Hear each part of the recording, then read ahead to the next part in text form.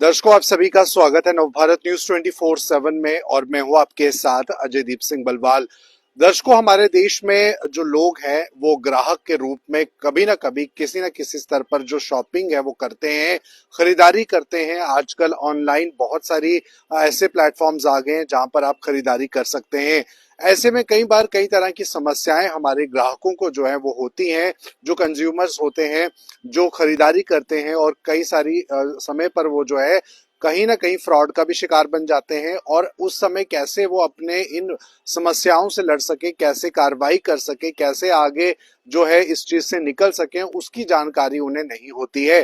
तो इस तरह के कई सारे इनिशिएटिव प्रोग्राम्स जो हैं वो चलाए जाते हैं ताकि जो हमारे कंज्यूमर्स हैं, ग्राहक हैं, उन्हें ये जानकारी मिल सके कि उनके राइट्स क्या हैं और उससे ऊपर उनकी ड्यूटीज क्या हैं।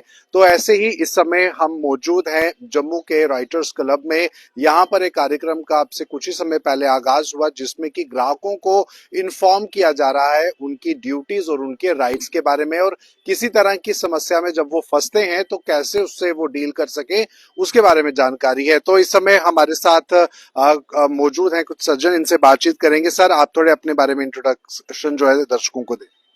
मैं राजीव भारद्वाज हूँ। अखिल भारतीय ग्राहक पंचायत का प्रांत का संगठन मंत्री के नाते दायित्व मेरे सभी है। सर, क्या कहेंगे इस प्रोग्राम को लेकर जो आज आप कर रहे हैं? देखिए, क्या है कि ये जो हमारा आज कार्यक्रम है ये राष्ट्रीय ग्राहक दिवस का कार्यक्रम है। हमारा जो अखिल भारतीय ग्राहक पंचायत है ये राष्ट्रीय स्तर पर काम करता है। इस समय लगभग देश के 400 जिलों में अपना काम चल रहा है। हमारा जो काम मुख्यतः है वो ये है कि हम ग्राहकों को उनके अधिकारों और उनके दायित्व दोनों के बारे में बताते हैं। जी, आप ग्राहक हैं, आपने पैसे दिए, आपका अधिकार है, लेकिन इसके साथ साथ आपके कुछ दायित्व भी हैं। जी, उसकी भी जानकारी आपको हो, इस अवेयरनेस के लिए आज हम ये दिन मना रहे हैं। सर, क्या लगता है हमारे देश में जो ग्राहक हैं, कंज्यूमर्स हैं, कितना उन्हें जरूरी है अपने राइट्स के बारे में जाना, अपने ड्यूटीज के बारे में जाना? क्योंकि एक ऐसी चीज है जिस पर ज्यादातर लोग ध्यान नहीं देते, उन्हें नहीं मालूम इस बारे में। ऐसा है भाई साहब कि हमारे देश के अंदर अभी मनी फ्लो बहुत अधिक हो गया है। मैं ये कहना चाहता हूँ, मुझे आप क्षमा करेंगे कि 90% लोगों को पैसे की कीमत का अंदाजा शायद नहीं है। हार्ड अर्न मनी से कुछ चीजें हम खरीदते हैं तो हम उसके बारे में देखते हैं कि ये चीज कितनी ठोस है, कितनी अच्छी है, इसका मूल्य क्या होना चाहिए और हम क्या पे कर रहे हैं। लेकिन आज समाज में ऐसा हो गया कि लोग जब किसी चीज को खरीदने जाते हैं तो उसका मूल्य पूछा ही नहीं जाता। मेजॉरिटी ऑफ केसेस में तो ये होता है, हाँ ये है, बंद करो, इतना दे दो, इतना दे दो, इतना दे दो। और दुकानदार वेट कर रहा होता है कि कैसा ग्राहक है, मैं सामान दूं। बिल्कुल। और कुछ केसेस के अंदर तो क्या होता है कि जब आप सब्जी लेने जाते हैं, अगर आपको उसकी पहचान नहीं है, सब्जी कौन सी लेनी है, कैसी लेनी है, तो दुकानदार क्या करेगा, जो गली सड़ी सब्जी है वो भी आपको दे देगा। बिल्कुल। क्योंकि दुकानदार को अपना प्रोडक्ट बेचना है, लेकिन जो खरीदार है उसकी समझदारी इसमें है कि वो प्रोडक्ट को देख के खरीदे कि मैं क्या खरीद रहा हूँ और मैं उसकी वैल्यू क्या दे रहा हूँ। सर, इसमें अगर हम department food and supplies department की बात करें तो वो किस स्तर पर अपना काम कर रहे हैं? क्योंकि हमने देखा कि कई बार सड़क किनारे जब रेडियो पर सब्जी वाले ठेला लगा के रहते हैं तैयार, तो जो रेट, जिस रेट पर अनुमति होती है सब्जियों को बेचने की, उस रेट पर नहीं बेचते, उससे ज्यादा बेचते हैं, कोई पूछने वाला नहीं है। तो फूड एंड सप्लाई डिपार्टमेंट का रोल आप क्या समझते हैं, इसमें कितना जरूरी है? देखिए, क्या है, जो प्रश्न आपने किया ये बड़ा एक ग्राहकों के हित का प्रश्न है। मैंने पहले निवेदन किया कि जो चीज हम खरीद रहे हैं वो हमारी चीज हम ले क्या रहे हैं, उसका मूल्य क्या होना चाहिए। जैसे आपने रेडी वाले की बात की है, तो मैं बड़ी नम्रता पूर्वक निवेदन करना चाहता हूँ कि आप किसी भी रेडी से सब्जी ले लीजिए। जैसे अभी गोभी का मैं मिसाल दे रहा हूँ, गोभी क्या भाव है भैया? 80 रुपए किलो। तो आप कहते हैं नहीं महंगी है भैया, अच्छा जी 60 रुपए ले लो। आप कहते नहीं 50 रुपए दे या 40 दे। वो 80 रुपए और 50 या 40 में भी कमा रहा है। जी जी जी। उनकी कमाई कहाँ पे जा रही है? जैसा हमने कहा कि मतलब ओवर चार्जिंग हो रही है। इसके बारे में सरकार को चाहिए कि ऐसे दिशा निर्देश दे। मैं चाहता हूं कि जो ग्राहक है, जो रेडी वाला है, वो भी कमाए, लेकिन कितना कमाए, उचित तरीके से कमाए ना। बिल्कुल बिल्कुल, नजर रखनी बहुत जरूरी है। सर, आप भी यहाँ पर मौजूद हैं, आपसे भी ये बात जानते हैं कि आजकल जैसे ऑफलाइन तो जो एक शॉपिंग का ट्रेडिशन था, जो कल्चर था, वो अब धीरे धीरे खत्म हो रहा है। ऑनलाइन लोग बढ़ चुके हैं।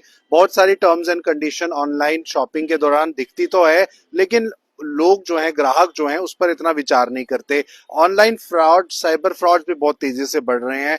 कितना जरूरी है कंज्यूमर्स को अप टू डेट रहना, और क्या कानून व्यवस्था है जो कंज्यूमर्स के लिए इजी कर देती है रास्ते को? हाँ जी, जैसे कि आपने ऑनलाइन फ्रॉड की बात की, तो इसमें जनरली देखा जाता है कि अगर आप एक प्राइस से ज्यादा अंडरकटिंग आप चाहते हैं तो आपके साथ फ्रॉड हो जाता है। क्योंकि एक इंग्लिश में कहा होता है, if it is to good to be true it is not true actually, है ना। तो कंज्यूमर को क्या चाहिए कि अगर आप ऑनलाइन कोई भी चीज परचेज कर रहे हैं, पहले तो आपको अपनी मार्केट का, ऑफलाइन का उसका रेट का आइडिया होना चाहिए। उसका एक एडवांटेज है। अभी रिसेंटली एक इंसिडेंट हुआ, मेरे किसी फ्रेंड ने ऑनलाइन ये वार्म लेगिंग परचेज की, तो ऑनलाइन उसको 300 का एक पड़ा और सेट उसको 600 का पड़ा। वही उसने बिस्ना से जाके लिया तो उसको 125 का एक सिंगल पड़ा, 250 का सेट पड़ा। तो हमें जनरली ये कॉन्सेप्ट हो गया कि ऑनलाइन सस्ता ही होता है, लेकिन ऐसा नहीं है। हमें लोकल मार्केट में भी सेम चीज का प्राइसिंग लेके फिर ऑनलाइन परचेज करना चाहिए। अगर हम अवेयर हैं तो हमारे साथ फ्रॉड होने का चांस कम है। और कई बार ऐसा होता है कि हमें लगता है कि एमआरपी एक आर्टिकल का कुछ है, ऑफलाइन हमें एक पर्टिकुलर प्राइस पे मिल रहा है और ऑनलाइन बहुत सस्ता मिल रहा है, और वो साइट जो है ना वो ऑथेंटिक नहीं है। उस केस में हमें एज अ अवेयर कस्टमर उस साइट से परचेज नहीं करना चाहिए। बिल्कुल। अभी हम देखें जो कल्चर है, इस समय यूथ काफी ऑनलाइन अवेलेबल है, यूथ ज्यादा ऑनलाइन शॉपिंग इस समय कर रहा है। ऐसे में यूथ को लेकर आपको क्या लगता है, कितना उन्हें इन चीजों के बारे में जानकारी है अभी, क्या कहिए? यूथ देखिए जी, अगर हम एक्चुअल कहें तो यूथ काफी अवेयर है, क्योंकि उसका परचेजिंग का स्पेक्ट्रम ज्यादा है। हम जनरली जो एक एज के बाद हम जनरली नीड्स पे चलते हैं, मतलब जो चीज चाहिए ना उससे आगे हम बढ़ते नहीं है। यूथ उससे आगे बढ़ता है।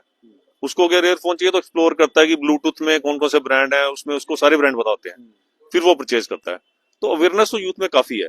सिर्फ ये है कि अगर ऑथेंटिक साइड पे यूथ ले रहा है तो फ्रॉड के चांस कम है। लेकिन अगर मैं यूथ के अवेयरनेस पॉइंट ऑफ व्यू से कहूँ तो यूथ मिडिल एज या एज आदमी से बहुत ज्यादा अवेयर है। वो इनफैक्ट वो उनको बताता है कि ये वाले ब्रांड्स अवेलेबल हैं। हम तो कई ब्रांड्स के नाम ही नहीं पता होते। बिल्कुल।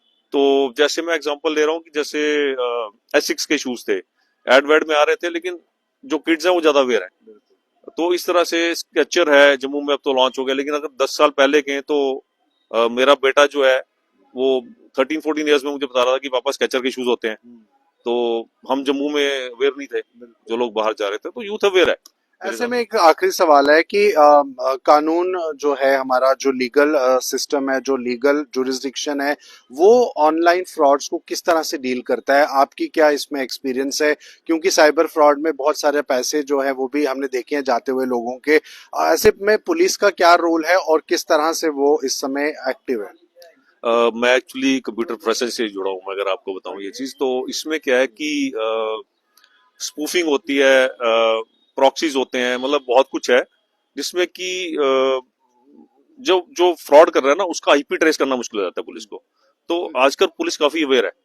पुलिस के सेल हैं वो टेक्निकली बड़े एडवांस्ड है। काफी हद तक बहुत रिकवरीज होती हैं। अगर आप एक्साइजर में या न्यूज़पेपर में देखते हैं तो मैं देखता हूँ और तीसरे चौथे दिन ये है कि 40,000 रिकवरी होगी, कुछ रिकवरी होगी। तो पुलिस आज उस मुकाम पे है कि काफी हद तक कंज्यूमर की हेल्प कर रही है। लेकिन जहां पे टेक्निकली इनफिजिबल हो जाता है कि आईपी ट्रेस नहीं हुआ, बंदे वैनिश कर गए, उसका एक रीजन है क्योंकि जो ये साइबर फ्रॉड करते हैं ना, एक तो वो उनके सेलफोन भी ओरिजिनल नहीं होते। वो हैक करके आपके आईडी पे बना लेंगे, मेरे आईडी पे बना लेंगे। दूसरा, बैंक अकाउंट भी ओरिजिनल नहीं होते। किसी का बैंक अकाउंट हैक करके उसमें रिसीव करके फिर साइफन ऑफ कर देते हैं। तो पुलिस जब ट्रैक करती है तो वो कोई इनोसेंट आदमी होता है जिसका सेलफोन मिसयूज हो रहा है, या इनोसेंट आदमी जिसका बैंक अकाउंट मिसयूज हो रहा है। तो पुलिस तो काफी हद तक सपोर्टिव है और बड़ी एक्टिव है। जो मेरे साथ, मेरे एक दो फ्रेंड्स के साथ ऐसे केस हुए, तो पुलिस के पास अब जाते हैं, बड़ी हेल्पफुल है, एकदम कंप्लेंट लेके ट्रेसिंग स्टार्ट कर देते हैं। लेकिन प्रॉब्लम कहाँ आती है, जो मैं आपसे बता रहा हूँ कि ट्रेसेबिलिटी नहीं होती। तो इसलिए हमें अवेयरनेस जरूरी है। और इसके लिए एक और चीज है जो मैंने अभी रिसेंटली, चल रहा है ये अवेयरनेस, कि अगर आपको अपने मोबाइल फोन की देखना कि कहाँ कहाँ यूजेबिलिटी है उसकी, तो वो भी एक साइट है। अभी मैं फ्रॉम मेमोरी कोड नहीं कर पाऊंगा, लेकिन अगर लोग सर्च करेंगे तो ये गवर्नमेंट की सर्विस है जिसमें आप ये देख सकते हैं कि आपके आधार पे कौन से मोबाइल सैंक्शन हुए हैं। तो आप वहां पे जाके उसको डिसेबल कर सकते हैं, बिल्कुल ताकि आपके मोबाइल मिसयूज तो नहीं हो रहे कहीं, बिल्कुल। कोई एक टेररिस्ट यूज कर रहा है, कोई फ्रॉडस्टर बिल्कुल यूज कर रहा है, तो वो चीज अवॉइड। काफी इम्पोर्टेंट अपडेट आपने दिया। अब आखिरी में सर आप बताएं कि कितना जरूरी है इस तरह के प्रोग्राम्स को जनता को अटेंड करना, और कहाँ पर और जानकारी जो है ग्राहक अपने बातों को लेकर ले सकते हैं जो कि कंज्यूमर के तौर पर उन्हें जरूरी है समझनी। ऐसा है कि बड़े अच्छे अच्छे माध्यम हैं आज कंज्यूमर को जागरूक करने के लिए। हमारा भी एक माध्यम है, हम चाहते हैं कि कस्टमर जो है, हमारा एक ही नारा है, जागो ग्राहक जागो। और हमारा एक जो लक्ष्य है वो ये है कि शोषण मुक्त समाज। शोषण की मुक्ति कैसे होगी? जब शोषित जो है वो स्वयं जागेगा। तो शोषण के लिए शोषित को जागना पड़ता है, तो हम जगाने का प्रयास कर रहे हैं। इस प्रयास में हम चाहते हैं कि जनता जो है हमारा साथ दे, ताकि हम ज्यादा से ज्यादा लोगों तक पहुंच सके और अपने काम को अधिक गति दे पाए। बिल्कुल दर्शकों, तो ये खास बातचीत थी, और आप भी इस वीडियो को ज्यादा से ज्यादा शेयर कीजिए, क्योंकि ग्राहक हम सभी हैं किसी ना किसी रूप में, और ऐसे में हमें अवेयर होने की बहुत ज्यादा जरूरत है कि आज के समय में जब इस तरह से कई तरह के फ्रॉड्स बढ़ चुके हैं हमारी सोसाइटी में, अपने बातों को जो है आपको समझना होगा बीइंग अ कंज्यूमर, और जब कभी आपके साथ कुछ गलत हो तो आप उसको किस तरह से डील करें और किस तरह से लीगली इस चीज को आप समझ सकें, ये भी जानने की जरूरत है। फिलहाल ये थी खास बातचीत, आप बन रहे नवभारत के साथ।